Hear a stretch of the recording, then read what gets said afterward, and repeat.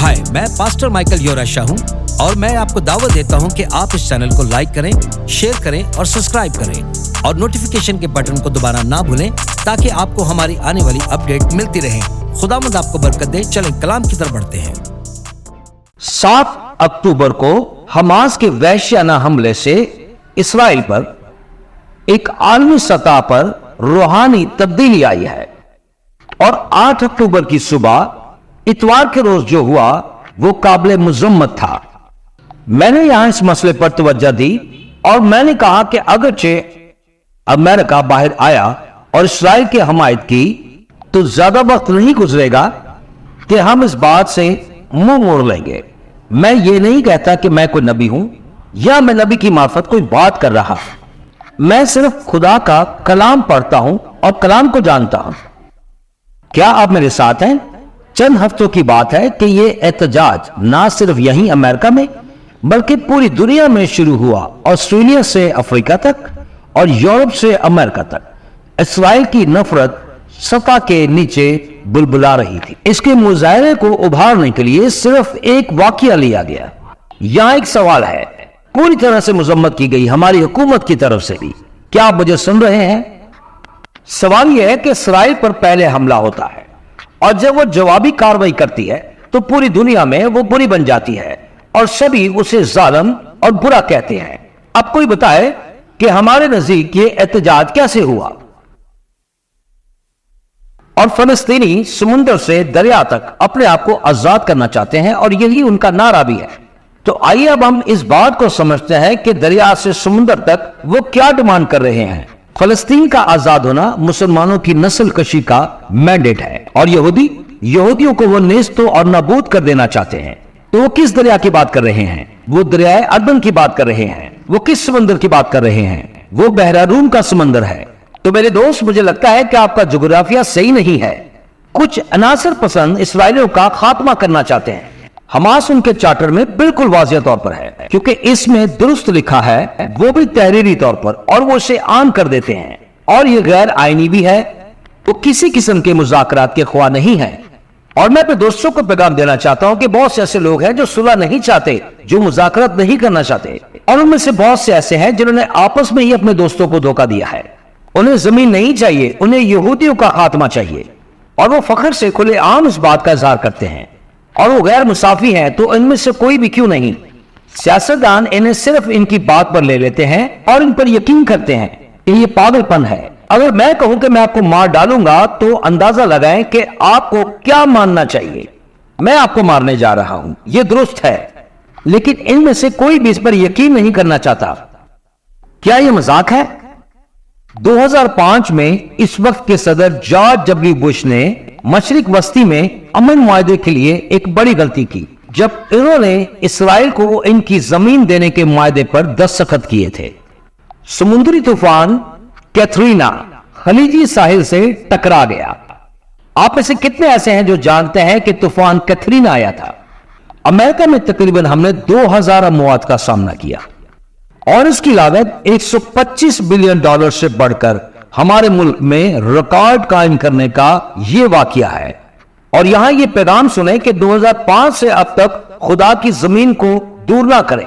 जब इससे मुआहदे पर दस्तखत हुए, जब गजा फलस्तीन को अमन के लिए इनकी सरजमीन देने के बाद इनके हवाले कर दिया गया और मुआहदे के मुताबिक 2005 में वो जमीन उनके हैंड ओवर कर दी गई, लेकिन उन्हें जमीन नहीं चाहिए थी और ना ही वो अमन चाहते हैं। और वो इसी सरजमीन से हजारों रॉकेट फायर करने लगे। वो इसराइल ने दी और वो यहूदियों को नेस्त नाबूद करना चाहते थे। अब मैं आपको इसकी वजह बताता हूं। अब ये लड़ाई जंग इख्तियार कर गई है और ये सारी शैतान के काम है। अब दूसरी तरफ कलाम ये कहता है कि वो यहोवा है जो कनान पर नजर रखता है और वो कभी सोता नहीं है। जी हां, वो कभी नहीं सोता। शैतान चाहता है कि खुदा का कलाम झूठा साबित हो। और ऐसा क्यों है? क्योंकि खुदा का कलाम कहता है कि जब तक सूरज और चांद है उस वक्त तक कनान सलामत रहेगा। और खुदा कहता है कि उनका वजूद कभी खत्म नहीं हो सकता। कनान का वजूद कभी खत्म नहीं होगा। क्योंकि कनान के बारे में इतना कुछ क्यों? क्योंकि अगर खुदा कनान को नहीं बचाता जैसा कि उसका कलाम कहता है, और अगर कोई इसे झूठा करार देता है और ऐसा होता है तो हमारी निजात बेकार है। क्या किसी ने सुना? क्या मफूक अल फितरत के साथ कुदरती इसराइल में भी अपने वजूद की जंग लड़ रहा है? तो इनके क्रेडिट पर वो हिम्मत नहीं हार रहे हैं। और इससे पहले कि कई बेगुनाह लोग मारे जाएं दोनों तरफ से और हम उनके लिए रोए, आप सब जानते हैं कि जंग बदकिस्मती से एक भयानक मंजर है, एक बदसूरत चीज है जिसमें ज्यादातर बेगुनाह और बेकसूर और मासूम लोग मारे जाते हैं। हम इस बात की मुसम्मत करते हैं, चाहे कोई भी इंसान है।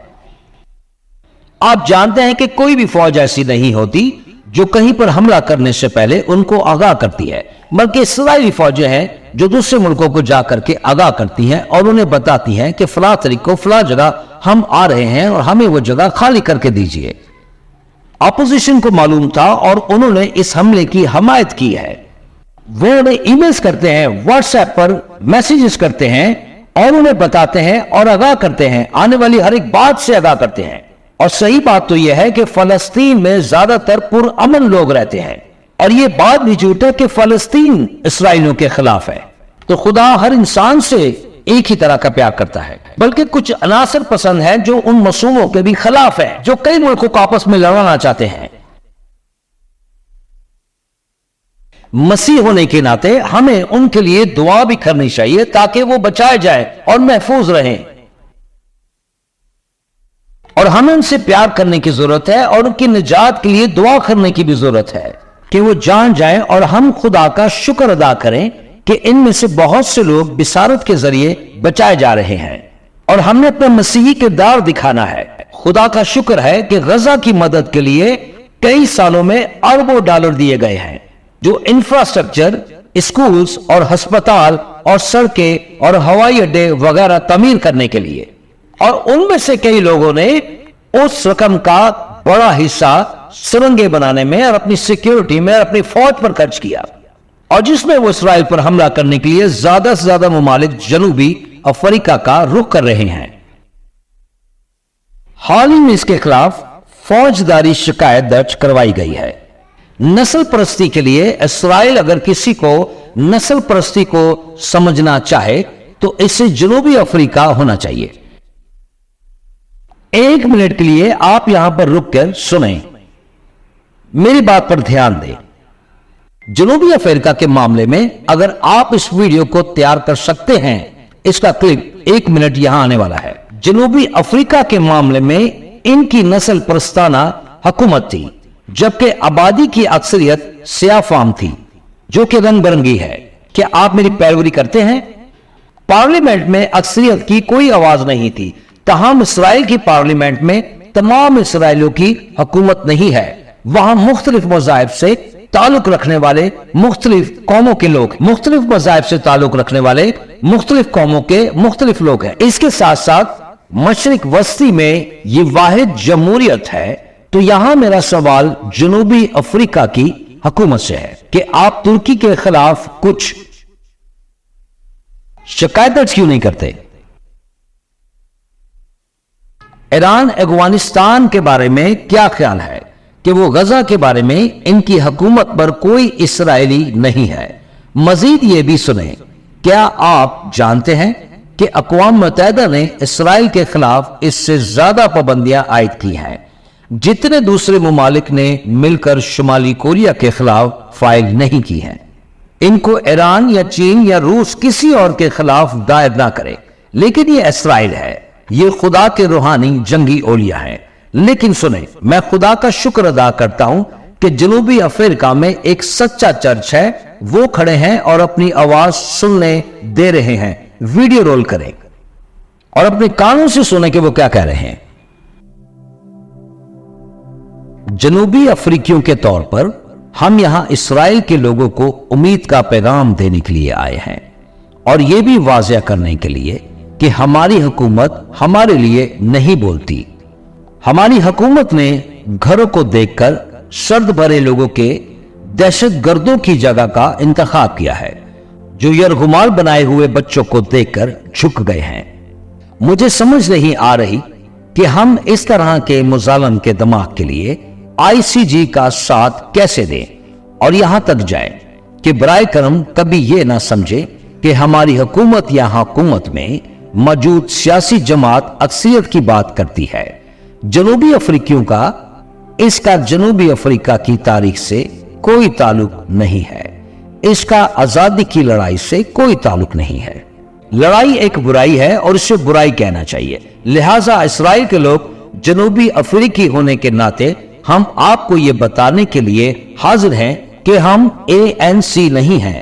हमारे लोग आपके खिलाफ नहीं, आपके साथ यकजहती का मुजाहरा करते हुए, वो भी दहशतगर्दी के खिलाफ आपके साथ यकजहती करते हैं। इन्हें वतन वापस लाओ। अब आओ कोई जनूबी अफ्रीका में चर्च के लिए हाथ जोड़कर आमीन कहे। आमीन।